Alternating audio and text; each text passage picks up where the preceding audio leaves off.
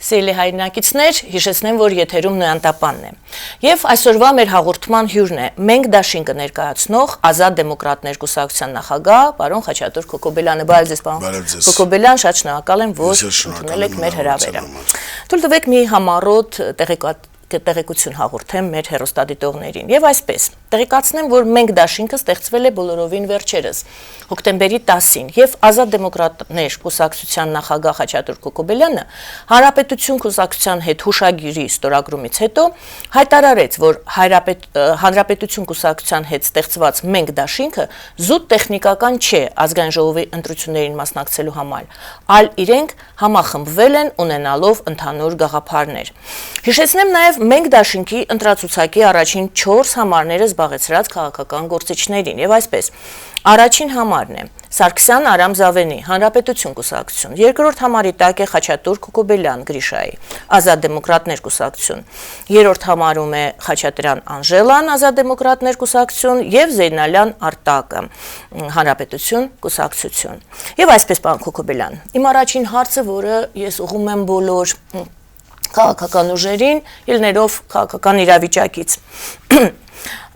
Ինչ ուժ է Մենք դաշինքը, ընդդիմություն, դիմություն համատեքստում։ Որոշները ասում են մենք զսպող ուժ ենք, մյուսը ասում է ես որակյալ ընդդիմություն եմ, ալտերնատիվ ուժ են, տարբեր անվանումներ են։ Վերջին շրջանում նույնիսկ քաղաքագիտության դոկտորներ կան, որ ընդդիմություն եւ իշխանություն կամ այդ այլընտրանքը ընդհանրապես քաղաքական դաշտում, եթե զուտ դիրքավորման առումով ասենք նոնսենս է, այլընտրանքը լինում է իշխանության, այլընտրանքը լինում է տարբեր տեսակի։ Ես զարմանում եմ, դա նաև նրանից է գալիս, որ Հայաստանում ընդհանրապես քաղաքական դաշտը եւ քաղաքական համակարգը ամբողջովին ավիրված է նախկին իշխանությունների կողմից եւ անողոքաբար է ավիրված եւ դիտավորյալ հատուկ թիրախավորված, բայց կա մի հստակ բան։ Նախ Մենք դաշինքում ընդգրկված են մարդիկ, ովքեր իրենց քաղաքական գործունեության ընթացքում մեկը 20 տարի, մեկը 3 տարի, նայած ով ինչքան է քաղաքականության մեջ, իրենց ամբողջ կյանքի ու գործունեության ընթացքում, մասնավորաբար մեկը ես, պայքարել ենք փոփոխությունների համար, պայքարել ենք կեղծիքների դեմ, պայքարել ենք բառի իմաստով Հայաստանում քաղաքական մենաշնորհը եւ տնտեսական մենաշնորհը վերացնելու համար։ Օրինակ ցավոք եմ ասում, կուզենայի այդպես չլիներ, բայց նույն Ազատ դեմոկրատներ կուսակցության վարչության եւ քաղաքախորհրդի մեջ կան 7-ից ավել քաղբանդարկյալներ, դա ես չէ որ գնահատում եմ, դա արդեն եվրոպական դատարանով անցած գործընթաց է, տակավին 20 օր առաջ մեր կուսակցության գործադիր քարտուղարը այդ որ վճիռը ստացավ Եվրոդատարանից, Մասիս Այվազյանը, որը մարտի 1-ի հետ էր կապված այդ գործընթացը, իր կալանավորման հետ կապված, բնականաբար ոչ տեղին։ Ինչի եմ ասում ցավոք, որովհետև կուզենայի մենք այնպիսի Հայաստան ունենայինք, որ նման դեպքեր չլինեին եւ մեկնաբանության կարիք էլ չլիներ։ Եվ բնականաբար ապրիլյան այս գործընթացի ընթացքում Թավշյան հեղափոխության մենք հիմնական մարտիկ գործող դերակատարները եւ երիտասարդները բոլորս եղել ենք այդ գործընթացի հենց սկզբից։ Այսինքն նկատի չունեմ, որ շատ-շատերը օրինակ եւ դա կարեւոր չեմ համարում, կարեւորը դիրքորոշումն եմ համարում, որ շատ-շատերը ընդհանրեն Գաբովյան փողոցով քայլելիս լայֆ են մտել եւ հայտարարում են, որ իրենք փոփոխության կողմնակիցներ են եղել, բայց իրենց ողջ գործունեության դաշտում եւ կյանքում ընդամենը զբաղվել են Հայաստանն այս վիճակին հասցնելով։ Դա հասարակությունը շատ լավ գիտի, նույնիսկ ծիծաղել է, իդեպ չեմ ասում, որ նա ով եղել է այնտեղ դա արդեն լուրջ առավելություն է, նաև որտեղ բովանդակությունն է կարևոր, բայց կա մի կարևոր հարց։ Ես հենց առաջի օրը Ֆրանսիայի հրապարակում հայտարարեցի, որ ես չեմ պատկերացնում մարդը, եթե ընդդիմադիր է, այստեղ չէ։ Նկատի ունեմ նախկին իշխանություններին ընդդիմադիր։ Եվ մեր քաղաքացիները շատ լավ գիտեն, իսկ քաղաքական ուժերը շփոթում են, որ թե իշխանությունը, թե ընդդիմությունը ժողովուրդն է ընտրում։ Եթե կա մի պարզ պատասխան, եթե դու իշխանություն չես, դու արդեն ընդդիմություն ես գործող իշխանությանը։ Իսկ ինչի մենք իշխանության հետ չենք գնացել կամ ինչն է այսօրվա իշխանությունը եւ մեր համար ընդունելի չէ, այդ մասին մի փոքր ուշ կխոսեմ։ Բայց հստակ ես ասում եմ, մենք դաշինքը, դա այն դաշինքն է, դա այն քաղաքական գործիչներն են, դա այն հասարակական գործիչներն են նաև, որտեղ մենք ունենք լրագրողներ, ունենք բժիշկներ, իրավաբաններ, ինիգատի ունեմ հանրահայտ մարդիկ, օրինակ նույն Ալինա Օրձյանը երկարամյա փորձով որպես լրագրող, Աստղիկ Ավետիսյանը, Անահիտ Ադամյանը լրատվական դաշտից, եւ դրանք էլ այն մարդիկ են, որ երբեք չեն ընդգրկել իրենց պայքարի մեջ։ Մենք լինելու ենք այսօրվա իշխանության հիմնական, գլխավոր, գաղափարախոսական եւ բովանդակային ոչ միայն ընդդիմախոսը, այլ ընդդիմությունը։ Եվ չի կարելի խուսափել ասել ոչ ընդդիմություն, ոչ իշխանություն, այլ ընտրանք կամ ինչ-որ բան։ Կամ ինչ-որ մեկը ասում է, գիտեք, մենք գալիս ենք, որ միայն օգնենք Նիկոլ Փաշինյանին։ Այդ դեպքում կարելի է գնալ միայն Նիկոլ Փաշինյանին ի պատիվ իրեն հաջողվել է առաջի կարևոր խնդիրը լուծել։ Նրան հաջողվել է օրինակ Հայաստանում կոտրել այն կարծրատիպերը, որը կապված էր կաշառակերության հետ, կապված էր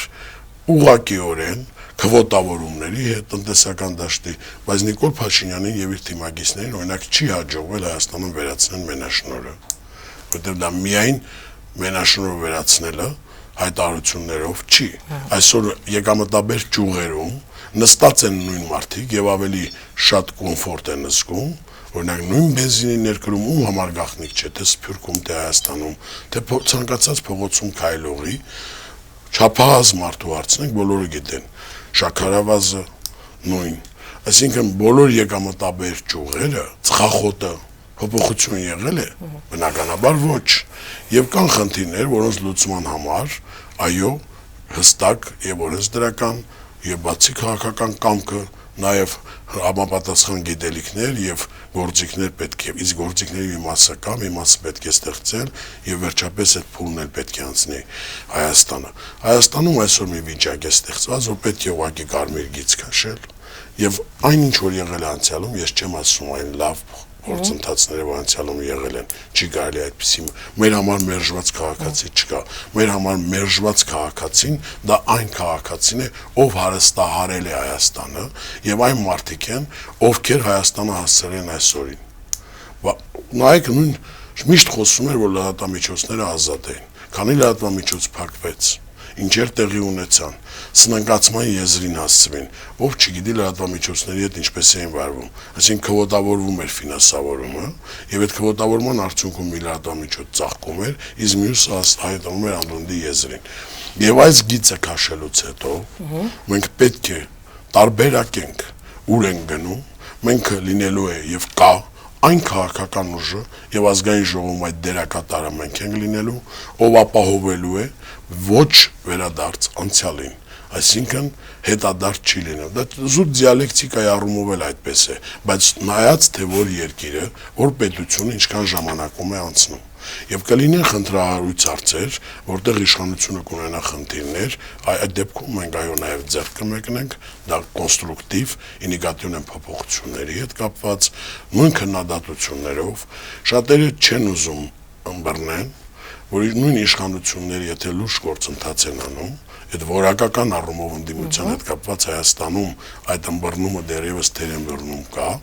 եթե դու ճիշտ ու առողջ քննադատություն ես անում եւ մատնացույց ես անում, որ դե միայն քննադատությունը չէ գործընթացը եւ մեթոդներն ես ցույց տալը թե ինչպես այդ խնդիրը պետք է լուծվի եւ հնարավորություն չէ ստեղծում, որ կարողանան շեղվեն, դա նույն պետությանն ամենամեծ օգնությունն է։ Ես չեմ ընդունում իշխանությանն օգնելը։ Ես ընդունում եմ պետությանը բոլորս պարտավորենք, օգտակար լինենք եւ վերջապես թող մի քիչ այկեպ չհնչի, իմ համար երազանք է, որ մենք երկիր հասկացողությունից պետություն հասկացողության գանք, որ մեր քաղաքացին այլևս ունենա այն կարգավիճակը, որ ինքը խնդիր չունենա Հայաստանից դուրս փնտրելու երջանկություն։ Դե դրան իհարկե պետք է նախորդի, որպեսզի մեր վարչական օղակներում մարդիկ պետական մտածողություն ունենան։ Դա դրան պետք է դեռ մենք հասնենք։ Բայց վերադառնանք իմ այդ առաջին հարցին, թե այնուամենայնիվ ինչ ուժ եք դուք։ Այո, դուք մենք ազատական, այո, խիստ մեր գաղափարներով բնականաբար հայտնի, ինիգատիվ ունեմ ազատ շուկայական հարաբերությունների կողմնակից, այդ բառն էլ մաշված բառ է, ինչ է դա նշանակում, այսօր տարբեր ընկալում կա աշխարհում, նույն արևմուտքում, հիմնական նույն Միացյալ Նահանգներում գործող երկու ուժերն էլ այդ մեր կարգի դեմոկրատական ուժեր են։ Այսինքն մենք այն դեմոկրատական ուժն ենք, որը գտնում է, որ Հայաստանում կառավարման համակարգը վերից վար պետք է լինի եվրոպական մոդելի չասեմ, արևմտյան մոդելի թերությունները շատ վերացրած, որտեղ այնտեղ է շատ թերություններ կա, բայց Հայաստանում օրինակ պետական կառավարման համակարգում պետք է նոր ավարտած երիտասարդ փայլուն կրթություն ունեցող, օրինակ հնարավորություն ունենա մրցակցային կարգով իր աճը տեսնի եւ իր կյանքի բարելավումը զուգահեռ տեսնի։ Հայաստանում ցավոք սրտի այսօր նույն պետական ապարատում այնքան ցածր աշխատավարձ է, այնքան ցածր, որ եթե մարդը կուզենա ամենապարզագույն իր խնդիրները լուծի, չի կարող, եւ որտեղից նաեւ ծնվում է կոռուպցիան։ Մեկի ընտանիքը կարողանում է ապահովել, որ այդ երիտասարդը իր համար ճանապարհ արդի, մյուսինը չի կարողանում, եւ ստիպված նրանք այդ տեղեր են հայտնվում։ Բարի, դուք խնդիրները շատ են Հայաստանում, բայց լուծումները բարդ չեն, հավատացնում եմ։ Դուք խոստանում եք լուծումներ, ես գիտեմ։ Ավելի մենք մատնացույց ենք անում։ Դուք անգամ ասել եք կրեատիվ լուծումներ եք առաջարկելու։ Մենք կխոսենք այդ կրեատիվ լուծումների մասին, բայց այնուամենայնիվ ես նորից վերադառնում եմ այդ նույն հարցին։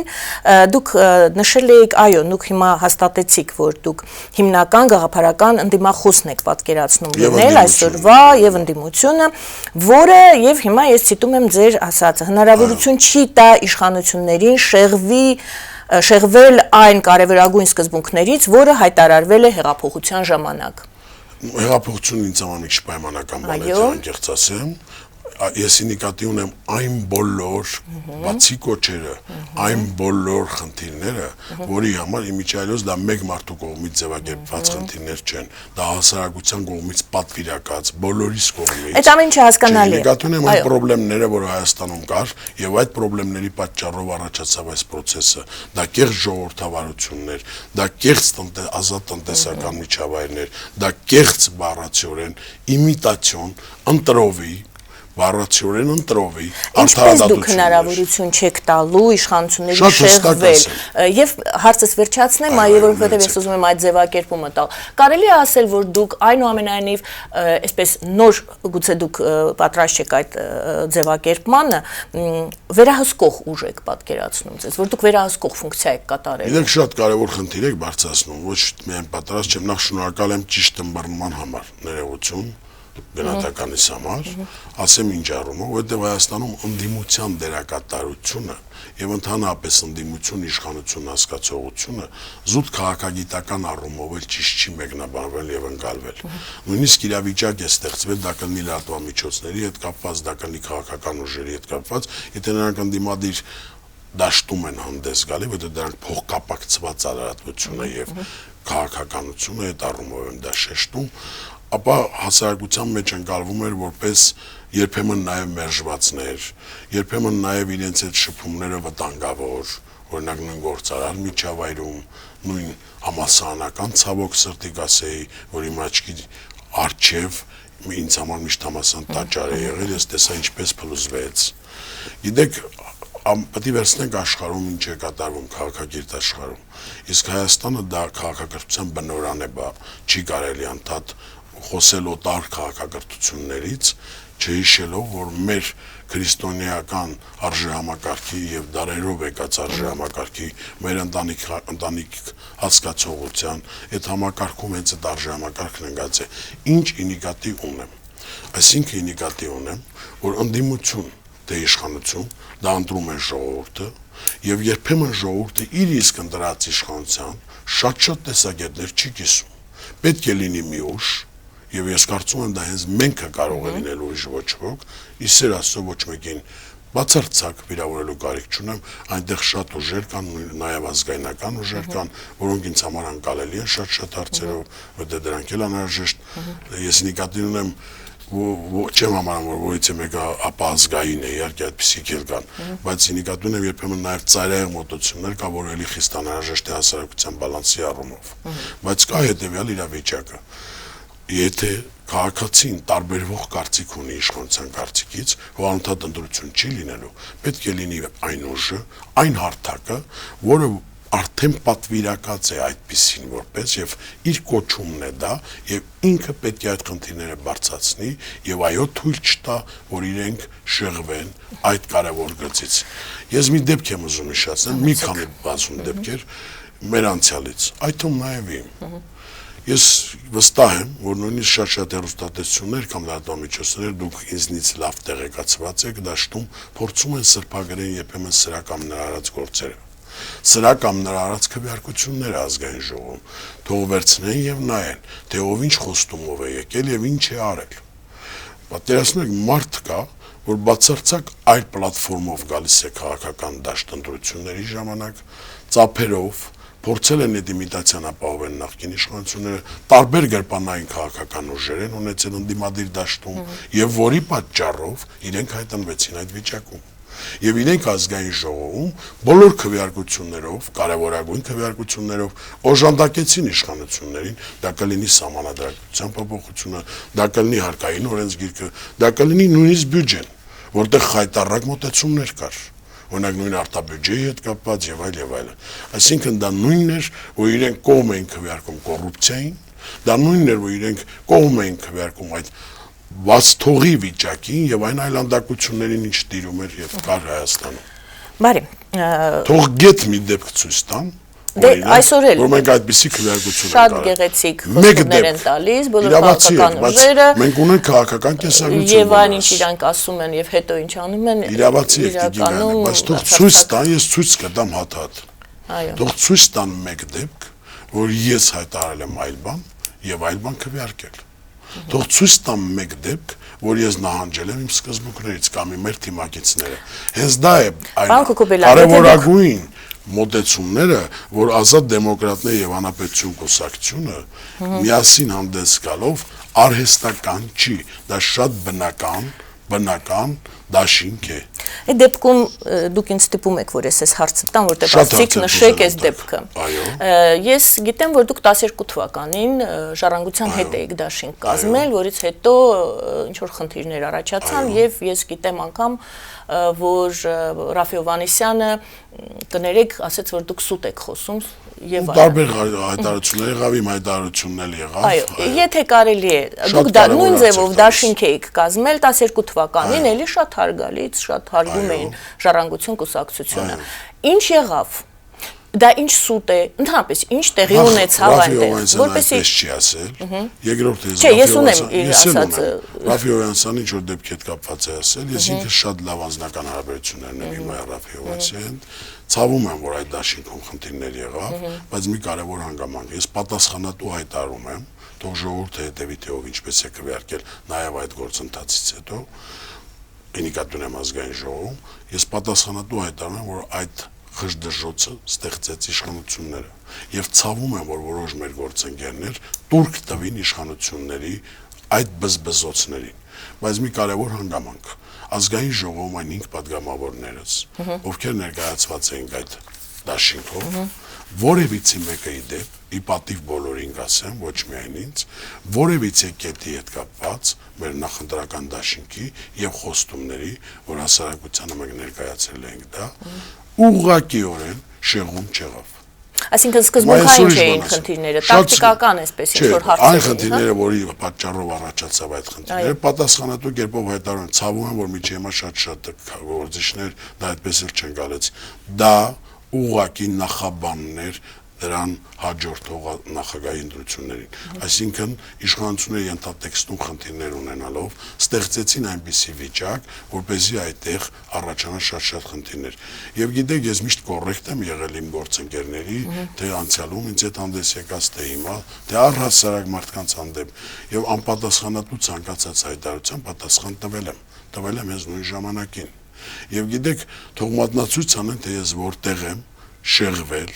իմ հայտարարած որևիցե բանից։ Ինիկատի չունեմ օդում կախված, այլ հստակ, ես հստակ ասում եմ, որ այդ ժամանակ էլ մենք որևիցե շեղման չեն գնացել եւ ավելին իշխանությանը հաջողվել է անցյալ իշխանությանը այդ իրավիճակը ստեղծել։ Ես իմիջիայլոց այդ նույն ժամանակահատվածում, երբ որ դուք նկարագրեցի, գործընթաց սկսեց Հայաստանից դուրս առողջական վիճակով պարկացե հիվանդանոցում, երբ առաջին զանգը ստացա։ Եվ առիթ միգուցե կլինի, անցյալի մասին շատ չեմ ուզում խոսեմ, թե ինչպիսի զանգեր է ստանում իշխանություններից, ինչ բովանդակության, բնականաբար թե ինչպիսին են պատերազմում իրենք ապագա ընտրությունները նախագահի կամ ինչ են ուզում։ Այսինքն դուք պարկած եք հիվանդանոցում, ձեզ զանգահարում, ձեզ հետ այդ հարցերն էին քննարկում։ Չէ, բնականաբար սպառնալիքներ էր գնում, բառացիորեն ասեմ, ինձ սպառնալը հեշտ չի, բոլորը գիտեն, բայց բնականաբար տարբեր կոնտեքստներով առաջի անգամ եմ իդեպ այդ մասին ես խոսում, եւ նաեւ ասվում էր, որ եթե այսպես լինի, այսպես կլինի, հիմա կտեսնեք ինչ կլինի, հիմա կտեսնեք ով ինչ կասի եւ այլ։ Եվ բնականաբար իրենք այդ գործիքներն ունենալով շատ բաներ արին։ Ես նորից եմ ասում, շատ կարճ, ցավում եմ, որ այդ ժամանակ ճիշտ չըմբռնվեց, ես ինձ նկատի չունեմ բոլորի կողմից այդ իրավիճակի լրջության պահը։ Շնորհակալություն, որ պատասխանեցիք այս հարցին, սիրելի հեռուստադիտողներ, գովազդ եմ հայտարարում եթերում, մնացեք մեզ հետ, մենք կշարունակենք մեր զրույցը պարոն Քոքոբելյանի հետ, գովազդի եթերում։ Պարոն Քոքոբելյան, դուք բառացիորեն 2 օր առաջ ընտրություններից քարոզարշավից առաջ հանդիպում եք ունեցել Հայաստանում Եվրոպական միության պատվիրակության ղեկավար դեսպան Պյոտր Սվիտալսկու հետ։ Եվ քննարկվել են առաջիկա ընտրությունները, ձեր ծրագիրը, ինչու եք այդպիսի քննարկում արել։ Նախ առաջինը ոչ միայն պատվիրակության ղեկավար Սվիտալսկու, այլ ընդհանրապես Եվրոմիության անդամ երկրների, նույնիսկ այս դեպքում Մեծ Բրիտանիայի դեսպանների հետ, որոնք բոլորը միասին են եղել, դա ընդհանրապես ընդունված ձևաչափ է, եւ կարծում եմ քաղաքակիրթ աշխարհում դա կա, սա առաջի դեպք չէ։ Մենք կարող է ամսվա մեջ 2-3 նման հանդիպումներ ունենանք եւ դա երբևիցե չենք դարձրել։ Կարծում եմ մյուս ուժերն էլ կունենան, այլ խնդիրը թե ով ինչ ասելիք ունի եւ ինչպիսին է տեսնում Հայաստանն ապագայում։ Մենք բնականաբար այնտեղ քննարկել ենք այսօրվա ընտրությունների հետ կապված, մենք ներկայացրել ենք մեր ծրագիրը, ինչպիսի Հայաստան ենք ուզում, ինչ ենք ակնկալում, նույն Եվրոմիությունից նկատի ունեմ աջակցություն Հայաստանի Հանրապետությանը, դա բացարձակ կուսակցության կամ մեկ դաշինքին չվերաբերվող հարցեր են, հավատացնում եմ եւ վստահեցնում ձեզ, որ ուղղակի ինչ նշվել է դա էլ եղել է։ Բնականաբար մենք ներկայացրել ենք, թե ինչպես ենք տեսնում մենք Հայաստանի զարգացումը, ինչ խնդիրներ կա, որ մեզ անհանգստացնում են, ինչ խնդիրներ կա, որ կուզենանք, որ մեր բարեկամ երկրներից Եվրոմիության հետ Հայաստանը այլ հարթությունում է գտնվում, պայմանագիր ունենք վավերացրած, պայմանագրեր ունենք հաստատած։ Դե հիմա եկեք այդ նույն հարցերը մեր հեռուստադիտողների համար ասենք, ինչպիսի Հայաստան եք տեսնում։ Առաջին հերթին միանգամից կասեմ, որ տեսնում եմ խիստ դեմոկրատական, ինիկատիվ ունեմ կառավարման մոդելը, ամենալավ բառից բուն իմաստով, արտաքին ազդեցություններից զուրկ, ազգային շահի վրա հենված եւ դա է մեր կարգախոսը, որ առաջ է բերել, առաջինը Հայաստանն է, այդ մասին խոսեմ, եթե ժամանակ կլինի, այդպիսի Հայաստան, այսինքն Հայաստան, որտեղ Հայաստանի Հանրապետության որևիցե քաղաքացի ստիպված չի լինի Հայաստանից հեռանալու տարբեր պատճառներով, Հայաստան, որտեղ կձգտեն մեր հայրենակիցները վերադառնալ դրսից, որտեղ կառավարման մոդելը կլինի ամենաժողովրդավարական երկիրը եւ Հայաստան, որը աշխարհում մատով ցույց տալու երկիր կլինի։ Ինձ հետաքրում է սրանք միայն բառեր չեն։ Եվ կարևոր դեռ բառերի նման է, որտեղ նույն բանն է ասում, բայց պայքարը դրան է բերում։ Եվ մենք ամբողջ կյանքներս դուք կարծում եք մենք հնարավորություն չենք ունեցել այլ տիպի ծառայություններից օգտվելու կամ չգիտեմ ինչ սկզբունքների համար ամբողջ կյանքներս պայքարել։ Դուք որքան գիտեմ 2 անգամ պատգամավոր եք եղել։ Ոչ, 1 անգամ։ 1 անգամ եք եղել։ Բայց այն քաղաքական ուժերը, որտեղ ես եղել եմ կամ բլոկները, օգնել եմ, օժանդակել եմ, բնականաբար անդադ եղել են եւ միշտ ընդդիմություն եմ եղել։ Միշտ։ Բայց մենք դեռ կապրիչ չունենք ընդդիմության, մենք ուղղակի մեր սկզբունքները չենք դավաճանում։ Եկեք արտաքին քաղաքական վեկտորը փորձենք ճշտել, ինչպիսին եք այն տեսնում։ Նախ այն ինչ որ նախկին իշխանություններն արին, համարում եմ հանցագործություն արտաքին քաղաքական դաշտում։ Որի մասին խոսքը կոնկրետ։ Որ Հայաստանը հասցրի մի վիճակի, որ ազգային ժողովում մեր վերից վար հերթով հայտարարեցին, այդ թվում իրենց այսպես ասած օժանդակող քաղաքական ուժերը, այդ թվում ընդդիմադիր դաշտից շատ իմ ընկերներ, ինչու ոչ, որոնց հետ նույնիսկ ճանապարհ ունեի անցած, կհիշեք սեպտեմբերի 3-ը, երբ որ հայտարարեցին, որ եթե մենք չգնանք Եվրասիական տնտեսական միություն, ապա գիտեք ինչ կլինի Հայաստանի հետ, հերթով բացեք դուք լավ Ղարաբաղյան հարցի լուծման հետ կապեցին եւ ոչ միայն Ղարաբաղյան, այո, Ղարաբաղյան։ Ես կարճ մի բան եմ ասում, դուք պատկերացնում եք արտաքին քաղաքականություն վարեք եւ ցանկացած երկիր եւ ասնենք մի վիճակի, որ ասեք, այ գիտեք, եթե սա չանենք, գիտեք ինչեր կլինի։ Դա քաղաքական իմաստով, դա քաղաքագիտական իմաստով ամենամեծ ֆիասկոն է արտաքին քաղաքականության։ Դու չպետք է հասցնես այն վիճակին, որ աճ կամ ձախ ուղղությունը բռնելիս քո երկրի անվտանգությանը ուղղակի սպառնալիք լինի։ Դա մեկ։ Ես չեմ ասում, որն է ճիշտ։ Ես իմ տեսակետն ունեմ այդ հարցում։ Ես գտնեմ եվրասիական տեսակամություն չպետք է մտնվեր։ Բայց ես չեմ ասում,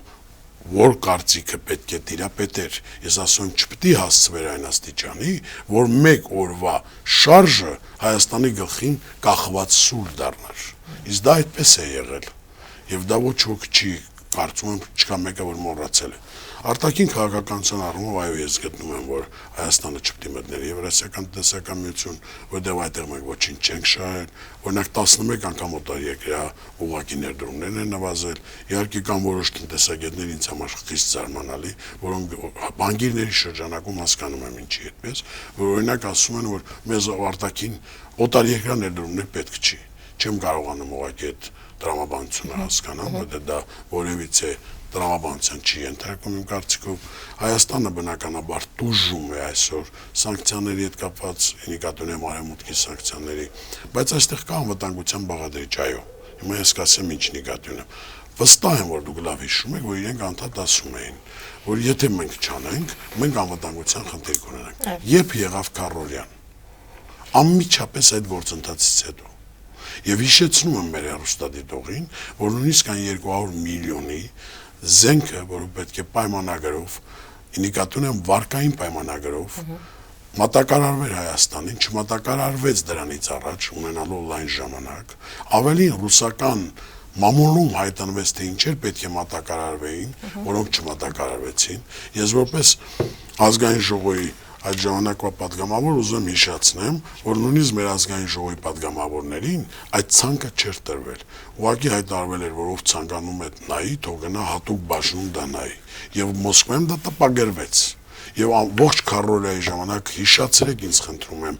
մի դեպք անգամ, որ մենք ունեցանք հապկի կամ Եվրասիական տեսակամություն, թեկուզ որպես տնտեսական կառույց, կամ Ռուսաստանի օժանդակություն։ Կամ մեկը, որ կասկածում է, որ ռուսները գիտեին, որ պատերազմ է լինելու։ Կամ մեկը, որ կասկածում է, թե ինչ սադրանք կար դրա տակ դրած։ Իդեպ դա բոլոր գերտերություններին է վերաբերվում, ասեմ իմացեք, որտեղ առնվազն այն երկրները, ովքեր Սպուտնիկից վերահսկելու հնարավորություն ունեն, նրանց համար դա ակնհայտ էլեմենտար ինֆորմացիա էր, դա մեծ գաղտնիք չէր պարունակում։ Հիմա անցնենք առաջ, ինչ տեղի ունեցավ Քարորիայից հետո։ Քարորիայից հետո որից է միջամտություն տեսանք, ես չեմ ասում են ներքին հարցերի միջամտություն։ Կա հայ-ռուսական բարեկամության պայմանագիրը, անընդհատ չի կարելի ժողովրդին վախեցնել հայ-ռուսական հարաբերություններով եւ ասել, որ գիտեք ինչ կլինի, ոչինչ էլ չի լինի, ասեմ։ Ռուսները պետք է 10 անգամ ավելի շատ դողան հայ-ռուսական հարաբերությունների վրա, քան մենք։ Հիմա կասեմ ինչու։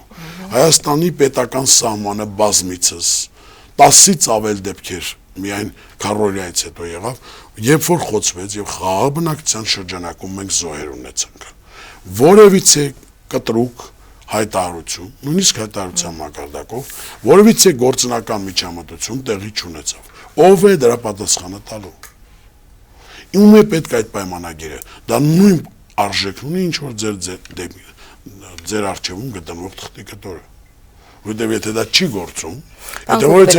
հաջորդ խնդիրը։ Եկեք մի հատ այս հապկին, ես հապկով եմ գալիս։ Հապկով, չէ, մի հատ միջանկյալ հարց տամ, այս լուծումը ոնց եք տեսնում, այս հարց եք բացած, նախ չպետք է հասցնվել այդ աստիճանի։ Մեր հակառակորդ թշնամի Ադրբեջանը նույնիսկ կարողացավ այդ խնդրի լուծումը գտնել եւ խուսափի հապկին, որ նկատի ունեմ Եվրասիական տեսակամությանը նաեւ ամբողջովին գրկվելու կամ որևիցե ինտեգրացիոն գործընթացի չգնաց, բայց դա չխանգարեց նրան թե զենքի ձեռքբերման 80% ռուսներն են մատակարարում, որոնք պարտավոր են հայ-ռուսական բարեկամական 97 թվին ստորագրված պայմանագրի համաձայն ուղղակի դա չանել, որտեղ նրանք պետք է նպաստեն Հայաստանի անվտանգությանը, իդեպ Հայաստանն է Ռուսաստանի, դա փող համակցած պայմանագիր է, բայց տեսեք ինչ արվեց։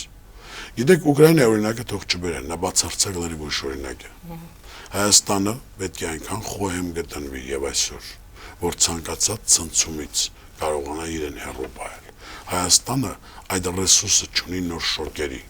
չունի ուղղակի եւ ցանկացած այսպես ասած չարաբաստիկ քառորյա կամ երրորյա կարող Հայաստանի համար շատ վտանգավոր լինի։ Ես չեմ ասում եք պետք է վախենանք։ Նույն մեր թշնամին կամ հակառակորդը ավելին ունի վախենալու, որտեղ ժամանակակից սպառազինության առումով կա հետեւյալ խնդիրը, քիչ կարևոր է թե դիմացինը ինչ սպառազինություն ունի դու ինչ, եթե դուք համարժեք դաշտում եք, այսինքն նա քեզ եթե վնասազերծելու խնդիր ունի, դու էլ կարողանաս իրեն վնասազերծես, թեկուզ ինքը 10 անգամ շատ ունենա։ Մենք ունենք զանգ, եթե կարելի է, ընդունենք հեռախոսազանգը։ Լսում ենք ձեզ, բարև ձեզ։ Ալո, բարև ձեզ։ Զանգը ընդհատվեց, շարունակեք եթե կարելի է եւ հետո Ես նկատում եմ պատկերացրեք մեկը գնդացիրով է գրակում, մեկը ավտոմատով։ Շատ քիչ կարևոր է թե ով ինչով է գրակում, կարևոր է թե ով է լավ գրակում։ Եվ այդ ռազմական առումով հավասարակշռությունը դա է։ Դրա համար հիմա կա խելացի բանակ, հասկացողությունը եւ այլն։ Էլ չեմ ուզում խոսամ այն օրերին այն կոռուպցիոն երևույթ։ Այնուամենայնիվ հապկի այս լարված իրավիճակից լուծումը ինչպես է։ Շատ հետաքրքիր հարց եք տալիս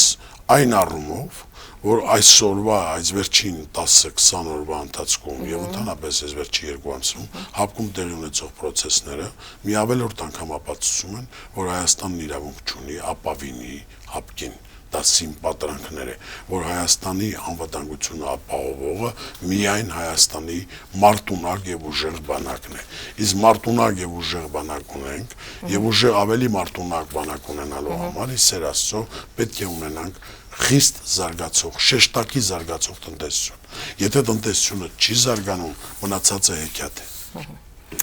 Վերադառնանք մեր ընտրություններին։ Եվ լավ հնարավորություն է, որ իշխանություններն այսօրվա կարողանան եւ կարծում եմ դա պետք է անեն ուղղահայաց դիրքով ցույց տան թե Բելարուսին, թե Ղազախներին իրենց տեղը։ Դե ոնց որ թե դա էլ արվում է։ Չէ, եւ ասեն, որ Հայաստանը դուք պարտավոր եք անցալեք Հայաստանին որպես հավասար, իրավահավասար գործընկեր։ Լավ, այս շարունակենք այս հապկի թեման։ Արդյոք տեսնում եք, որ այստեղ սադրանք կա Հայաստանի դեմ։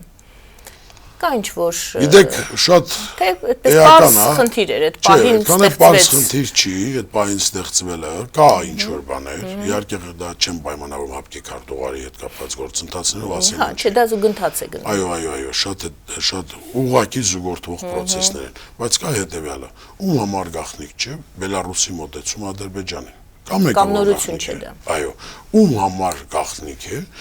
Ղազախների նախագահի անընդհատ հակահայկական հայտարարությունները եւ ուղղակիորեն Ադրբեջանին պաշտպանելը, նույնիսկ այդ փոքր հավաքների նախագահների կամ երկրի ղեկավարների։ Իդեպ Բելարուսը Ադրբեջանին զինող երկրներից երկրորդ հորիզոնականում է։ 80% Ռուսաստանն է, երկրորդը։ Գիտեք, ես զարմանում եմ մեր նախկին քաղաքական եւ պետական այրերի վրա, թե ինչ բանակցություններ են վարել, իմիջիայլոց խոսքը միայն չի վերաբերվում վերջի 10 տարվանը։ Ընդհանրապես, ես շատ խնդիրներ կա, որ տեսնում եմ, որ գալիս է հենց 97 թվականից, 96 թվականից։ Բայց իրենք շատ գոհ են այդ քաղաքականությունից եւ անընդհատ օրինակ կարելի է այգում նստել, սեփական կամ ինչ որտեղ կարևոր չի դա, ընդհանրապես եմ ասում, անընդհատ հպարտանալ, որ գիտեք ես ինչեր արի, եւ որտեղ շատերը չգիտեն ինչ եղավ, բայց նայենք արմատները։ Ես ինքս այդ ժամանակ եղել եմ քաղաքական process-ների մեջ եւ չեմ կարող ուղղակի չասել, որ նույնիսկ այն ժամանակ այդ վտանգները օդում զգացվում էր։ Այսինքն եթե շատերի համար տեսանելի չէր, ապա մի քիչ ավելի ակտիվ քաղաքական մարդկանց համար կամ շրջանակների այդ վտանգները զգացվում էր։ Օրինակ շատ քիչ մարդ կա, որ կարող է ինձ բացատրել, թե ինչու օրինակ 90-ականների վերջին կամ երբ ուզում եք նայենք, հիմա առավել եւս, հիմա դա չի նշանակում, որ մենք գտնվում ենք Եվրասիական տնտեսական միությունում, օրինակ մեր Զվարթնոց օդանավակայանում մեր հայրենակիցներին պետք է ստուգեն, օրինակ ռուս սահմանապահները։ Գիտեք, դա հասկանալի չի։ Սահմանը մնաց հասկանալի է օդային սահմանը, բայց մենք հստակ գիտենք դա ինչի համար է։ Ես ինքս ականատես եմ եղել մի այնպիսի ծանր դեպքի, երբ որ Ֆրանսիա հայուհին, իհարկե մենք միջամտել ենք, չի կարողանում ռուսերեն խոսալ եւ դիմացը կանգնած մի հատ հարթուկած ուղեղով սպա բառից բուն իմաստով պահանջում է երեխան գրքին, որ նա ռուսերենով իրեն բացատրություն տա։ դա Հայաստանի Հանրապետության տարածքն է։ Եթե Հայաստանի վայ իշխանությունները համաձայնվել են նման գործընթաց ապահովեն, առնվազն գոնե մորթը պետք է թարգմանիչ լինի։ Հասկանում եք, դա ստորացուցիչ բաներ են։ Եվ անդադ այդ ստորացուցիչ բաները մատնացույց անելով ասել, գիտեք, եթե մենք սրան չգնայինք, գիտեք ինչ է լինելու, կամ հայ-ռուսական բարեկամության պայմանագիրը։ Իմ կարծիքով վերից վար վերանայման կարիք ունի։ Եվ անդադ խոսել, որ դա մեծ պայմանագիր է, այսինքն ինչ է այդ պայմանագիրն ապահովել։ Այդ պայմանագրով Ռուսաստանը պարտավոր էր Ադրբեջանին չզինելու։ Ցույց տվեք, ով է դրա դեմն առել։ Ցույց կտակ միջի հիմա որ իշխանավորն է, հստակ կանգնել ու ասել, որ դուք իրավունք չունեք Ադրբեջանի զենք մատակարարելու։ Խոսքը չի վերաբերում գաղթագողի Երևանում նախկին իշխանություն ղեկավարների կողմից այս կամ այն լրատվամիջոցին տված հարցազրույցներին։ Դրա մասին չէ խոսքը։ Եվ հերիք է ժողովրդին մոլորացնեն։ Նորից եմ ասում, ռուսները պետք է շեշտակի անգամ դողան հայ-ռուսական հարաբերությունների վրա, որովհետև իրենք մեր տարածաշրջանում միայն Հայաստանով է, որ ներկայացված են, ի նկատի ունեմ ռուսական զորքերի առկայությունը։ Չկա աշխարհում որևէ երկիր, որտեղ այլ օտարի երկրի զորք լինի եւ նրա կոմունալ վճարներն այդ երկիրը տա։ Հայաստանում այդպես է, իմացեք։ Եվ դա ցավ է։ Թող չփորձեն շրջանցեն, ասեն, գիտեք, դա ուրիշ զենքի դիմաց է եւ այլն։ Նման բան չկա, ես փաստաթղթերից է ծանոթ եմ։ Ձեր դիրքորոշումը պարզ է, բայց ես այնուամենայնիվ Իմ դիրքորոշումը ոչ թե մոտեցումը գալիս է իմ անձնական, չգիտեմ ինչ, հավատացեք, ես սերասու։ Դա տրիվիալ է եւ ակնհայտ շահը չի կարելի չգիտակցել։ Ես ավելին ասում եմ, հայ-ռուսական հարաբերությունները պետք է փրկել։ Այո, Հայաստանն ու Ռուսաստանը պետք է լինեն հավասար ռազմավարական գործընկերներ եւ մեր կարևոր դաշնակիցներ։ Պարոն Քոքոբելյան, միշտ շահարկվել է եւ խաղարկվել է Ղարաբաղի քարտը, դուք գիտեք։ Ոչինչ չի փոխվել։ Մենք հիմա օրակարգում դրված է Ղարաբաղի բանակցությունների ձևաչափի փոփոխության հարցը, բովանդակության փոփոխության հարցը։ Այդ դեպքում այդ համատեքստում ոնց եք տեսնում, եթե Հայաստանը այնուամենայնիվ ավելի վճռական սկսի գործելը, ինչ հետևանքներ կլինեն։ Նախ երբևիցե չի կարելի ոչ վճռական գործել։ Վճռական գործել չի նշանակում կտրուկ քայլեր անել կամ ծայրահեղական։ Նշանակում է իր դիրքերը չզիջել երբեք։ Իր դիրքերի եւ իր շահերի սպասարկումը աստիճանաբար հասցնել նպատակին։ Իմ պատկերացած վճռականությունը դա է։ Հիմա ինչ մնում է Լեռնային Արցախի հանրապետությանը, ես հստակ կարող եմ ասել, հերթապա բառերից չեմ ասի, որ շատերն ասեն, պետք է լինի հայանպաստ լուծում։ Իհարկե պետք է լինի հայանպաստ, բայց ո՞նց։ Ինչ պետք է անենք։ Իմ կարծիքով Արցախի հիմնախնդիրը ունի մեկ լուծում։ Այո, պետք է լինի փողզիջումային լուծում, բայց ինչ է նշանակում փողզիջում, նախ փողզիջում։ Եվ ով չգիտի, որ ես միշտ ասում եմ, չի կարելի գրավել տարածքներ ասել, դա անվտանգության գոտին է։ Դա ապահովում է Արցախի անվտանգությունը։ Եվ դա այսօրվա Արցախի համանadrությամբ նաև ամրագրված է։ Փողզիջումը պետք է լինի հետևյալի մեջ, նախ պետք է լինի փաթեթային, սիմետրիկ բանակցություններ, այսինքն քննարկման արդյունքում դա պետք է լինի մեկ փաթեթով եւ սիմետրիկ։ Արցախը պետք է վերադառնա բանակցային գործընթացին եւ փողզիջումը մեր կողմից զիջումը պետք է լինի Արցախի կարգավիճակի եւ ճանաչման եւ դրա երաշխավորության հետ կապված։ Այսինքն միայն ճանաչելով չէ, պետք է միջազգային երաշխիք լինի մեր հայրենակիցների ուղղակի անվտանգության հետ կապված։ Որտեղ դա շատ կարևոր խնդիր է։ Դուք ճանաչման հարց եք բարձրացնում, բայց կներեք հարցստան դուք շարունակեք, հստակ եք բարձրացնում։ Հիմա բարձրացվում է նաև վերամիավորման հարցը։ Շարունակեք ձեր այդ հարցը։ Դա էական հարց է, ես ինքս մասնավորաբար այն կարծիքին եմ, որ դա այն գործընթացն է, որը իրարից տարանջատել չի կարելի եւ չի կարելի դրանից վախենալ նույնիսկ, թող ոչ մեկը չփորձի այդտեղ դիվանագիտական խութեր փնտրի, ընդհանրապես իմ համոզմամբ գոնե Արցախի վերջին հանգրվանու Մայր Հայաստանի պետք է լինի միասին լինելը։ Դա ակնհայտ է։ Ես խոսում եմ ճանաչումը որպես տակտիկական եւ միջանկյալ քայլ։ Հայ ժողովուրդը երկու պետություն պահելու լուրջ խնդիր ունի, դա մասին չէ։ Ընդհանրապես մեր մոտ շատ ընդունված է այդ երկփեղկվելը եւ այլն։ Դա ցավոտ հարց է։ Եվ շատ կարեւոր է, շատերը օրինակ 3 առաջ հարցումներ էին նայում։ Ինձ շատ մտահոգում է, երբ որ շատ շատերին Արցախի հարցը չի մտահոգում։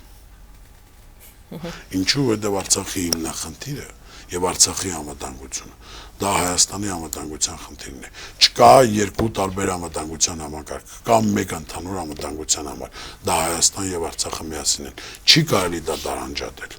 Եվ այո, ակնհայտ է, որ Արցախը եւ Հայաստանը պետք է միավորվեն։ Բայց դա քայլեր են, որ աստիճանաբար, այդ որ ասում եք հետս հետև, այո, պետք է աստիճանաբար գանք այդ լուծումներին։ Եվ կա մեկը, որ չի գիտակցում, որ անվտանգության ընդհանուր համակարգ է։ Օրինակ մի խայտառակ բաց թողում ասեմ միջև այս պահը։ Ողջ Հայաստանի քաղաքական պատմության ընթացքում Հայաստանը եւ Արցախը չունեն ռազմաքաղաքական փոխօգնության պայմանագիր։ Ինչու չունեն, որտեղ Հայաստանի ռազմավարական գործընկերները արգելել են դա անելու։ Ինչու են արգելել, որտեղ եթե Հայաստանը Արցախի հետ ունենում է ռազմաքաղաքական փոխօգնության պայմանագիր, ապա Ռուսաստանը պարտավորություն է ունենում նաև իրավական առումով։ Օրինակ թող պատասխանեն այդ հարցին մեծ խոսացող այն պաշտոնյաները, որոնք կարող են կնքեն այդ պայմանագիրը եւ չեն կնքել։ Եվ վերջապես ինչքան պետք է դա չասվի, ինչքան պետք է հասարակությունից թաքցվի, ինչքան պետք է հայ-ռուսական հարաբերությունները ժողովրդին վախեցնեն եւ գիտեք, ասեն սուզ մնանք, տեսնենք ինչ է լինում, տեսնենք մի բան կլինի թե չէ։ Այդ նույնն է որ ասեն պատի հետևը թաքնում ենք, որ դուրս գան կարող թատենք ծեծեն։ Նման բան չի լինում եւ այսօրվա աշխարհը արագ զարգացող որևիցե աղերս չունի նախկին աշխարհի հետ 20 տարի առաջ լրիվ ուրիշ վիճակ էր այսօր ուրիշ այսօր մենք հարթակներ ունենք միջազգային որտեղ հանդես գալու հնարավորություն ունենք ես ուզեմ ձեզ հիշեցնեմ որպես փորձառու լրագրող 88 թվի մենք մակում հնարավորություն ունենք հարց բարձրացնելու իհարկե ոչ շատ մեծ դժվարությամբ ենք բարձրացնում բայց մենք 88 թվին չընկրկեցինք Արցախի հետ կապված որևիցե հարցում այնուհետև 90 եւ 91 թվականներին մենք եւս կարողացանք մեր ձայնը բարձրացնել։ Մեզ մի քանի րոպե է մնացել, բառացիորեն 3 րոպե է մնացել, երևի երկու այսպես բլից հարցեր տամ։ Այս նախընտրական փուլի մասին եմ ուզում, բառացիորեն այս պահին Երևանում երթ է կազմակերպել պարոն Փաշինյանը։ Ինչպես է գնահատում այդ երթը, ինչու է այն։ Ես կարծում եմ, որ իրեն դա պետք չէր, չեմ հասկանում ինչի անում։ Այնպես չէ, որ Նիկոլ Փաշինյանը ռեյտինգի խնդիր ունի, եւ դա բոլորը գիտեն։ Նշվում էր, որ տրամադրություններ է շոշափվում կամ չգիտես, ձեր կարծիքը։ Գիտեք, իմ կարծիքով ես օրինակ չի անի։ Ուզում եմ հարցնել, դուք որ քպես ես չի անի, անկեղծ եմ ասում, իր կարգավիճակում գտնվելիս դա չի անի։ Իսկ տրամադրությունը շոշափելու տարբեր կարծիք կա, տարբեր տեսաձևեր կան, գործիքներ կան։ Ցավոք սրտի մենք չունենք այդ բարոմետրերը։ Ես չեմ բացառում, որ Թադենք ինքը հանդես է գալի այդ ձևով ու իր ուժային դիրքերից նաև նկատի ունեմ ցույց տալու իր հնարավորությունները եւ այլ եւ այլ։ Կամ դա գիտեք քաղաքական տակտիկական հարց է, որ միշտ չի որ համընկնում է իմ տեսակետի հետ եւ այլն։ Կարծում եմ բացարձակ դրա կարիքը չկար։ Լավ, մեկնարկային պայմանները նախընտրական շրջան է սկսում։ Գիտեք, մեկնարկային պայմանները բնականաբար անհավասար են։ Որտեղ Հայաստանում կան քաղաքական ուժեր, որոնք սեփական բանկեր ունեն, կան քաղաքական ուժեր, մեզնից ու երևի թերևս 1-2 ուժից բացի, այդ թվում նաև նոր ձևավորված ուժերից, բացարձակապես բոլորը հեռուստատեսություններ ունեն, լրատվամիջոցներ ունեն, պապաններ ունեն քաղաքական շատերը, հո գաղտնիք չէ դա։ Եվ դա է պատճառը, որ երբեմն նաև հակակարողություն եք տեսնում եւ այլ եւ այլ։ Բայց մենք դրանից երբեք չենք վախեցել եւ 88 թվից սկսած ես 88 թվին լրիվ երիտասարդ էի, երբ որ շարժումը սկսեց, բայց դա մեկ եւ նենց չէր, որ որոշել ենք քաղաքականությամբ զբաղվենք։ Մենք բոլորս ազգային այդ գործընթացներ էին դրանք եւ կարծում եմ երկրում նաև քաղաքական process-ների ծախողումը նաև դրանից եկավ, որ մենք շեղվեցինք այդ ազգային, ես ազգային պետականն եմ անցալու մի սեր ասո, ինքս ազատական գործիչ եմ, որ այդ հիմնական ուղենիշից շեղվեցինք, այսինքն սկսեցինք քիչ-քիչ զիջել եւ Հայաստանը դարձավ քրեա օլիգարխիկ համակարգով։ Փորձում ենք շտկել այդ վիճակը։ Ոչ թե փորձում ենք, այլ դրա համար կռվում ենք։ Բայց կա մի կարևոր բան, այդ համակարգը իր հետ կթողել է։ Հասկանում եք, օրինակ ոչ մի կերպ չի հասկացում մարդը ինչի պիտի հեռուստատեսություն պահի, մեծ ծախսերանի, նկատի ունեմ Սպուտնիկում եւ այլն, եւ ինքը որևիցե շահ եթե չունի, ակնհայտ է, որ այդտեղ քաղաքական կոնտեքստ կա, ակնհայտ է, որ կան կենտրոն մարդիկ, 10 մարդ առնվազն Հայաստանում, դա 10 շատ եմ ասում, 3, 4, 5, որոնք հեռուստատեսությունները, կուսակցությունները ծառայեցնում են իրենց շահի սպասակ։ Վերջի հարցը մեկ ֆրազով։ Բայց ես վստահ եմ, որ լավ ընտրություններ կլինի, դա կարևոր է, ինչու։ Ես չեմ բողոքում, որտեղ առնվազն այն փողը բաժանումը, որ անցյալում տեղի ունեցավ, որտեղ բառից բուն իմաստով մեքենաները կանգնած կրպակների են վերածվել եւ այդ գրեհի երևույթները չի լինելու։ Իսկ դա մեծ հնարավորություն է տալի, որ ժողովուրդը առաջի անգամ ընտրի եւ իշխանություն եւ ընդդիմություն։ Եվ խորհուրդ եմ տալի եւ հայցում եմ, որ մեզ վստահ են եւ մենք այդ դերակատարը շատ բարձր մակարդակով կտանենք։ Իմ վերջին հարցը հենց դրա մասին է, ինչու պետք է քաղաքացիները ձայն տան ձեր դաշինքին։ Որտեղ մեր դաշինքում համախմբված են մարդիկ, որոնք վճռական են, փորձուն են եւ երբեք չեն խուսափել իրենց սկզբունքները առաջ մղել։ Բարի սիրելի հեռուստադիտողներ, շնորհակալություն եմ հայտնում պարոն Քոքոբելյան, շնորհակալություն, որ հետևում եք մեր այս հաղորդմանը։ Հիշեցնեմ, որ մեզ հետ էր եթերում մենք դաշինքը ներկայացնող Ազատ դեմոկրատներ կուսակցության նախագահ պարոն Խաչատուր Քոքոբելյանը։ Ամեն ինչ լավ է լինելու, ձեզ հետ էր Գայանե Արաքելյանը, բարին ձեզ։